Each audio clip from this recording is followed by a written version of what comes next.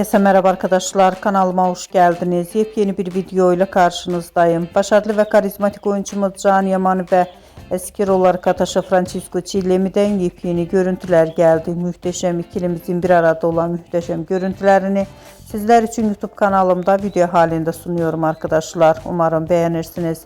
Videomu beğendiyseniz kanalımı izlemeyi ve bildirim butonuna basmayı unutmayın. Şimdilik benden bu kadar olsun. Yeni videomuzda görüşmek üzere. Hoşça kalın.